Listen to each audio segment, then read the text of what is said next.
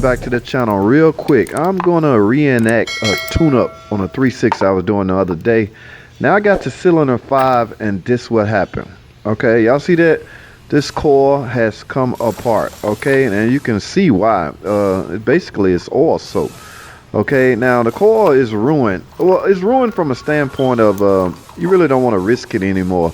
Okay, sure, you can put another boot in on it and repair it, but you gotta have to get this old boot out of here, and you gotta be extremely careful. Use the right pliers to get it out. I got lucky. I was able to get it out complete and whole. That's the best way to get it out. Now we're gonna have to repair this. Okay, you can't just simply stick a new coil in here, put your new plugs in there, and go on about your merry way. You will have to repair this leak. These are spark plug tube seals, okay, that's surrounding all the tubes. All right, now you got to get the valve cover off. I have this valve cover off, okay.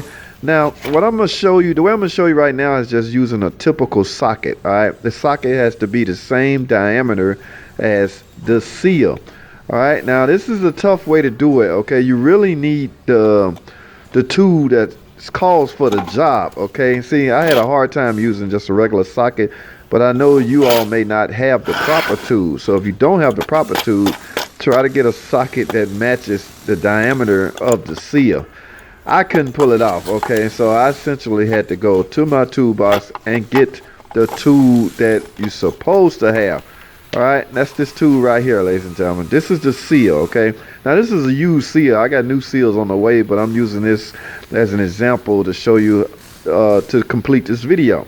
All right, this is the seal. Just lay it flat, grab the tool. This is a special Miller tool that I have just for this purpose. That's what it is for. Okay, just insert the seal inside the tool. Then what you're gonna do is take the once you get it on here real good, of course, I'm working with one hand because I'm using the other hand to film.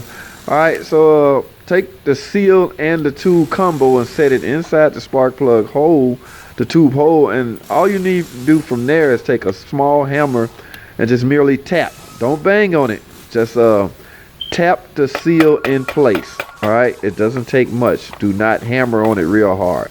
All right, remove the tool, and there you have it, ladies and gentlemen. Now you have a total of 6 spark plug tubes. All right, over time, I'd say about a good 70,000-80,000 miles, you should replace those right along with your valve cover gasket.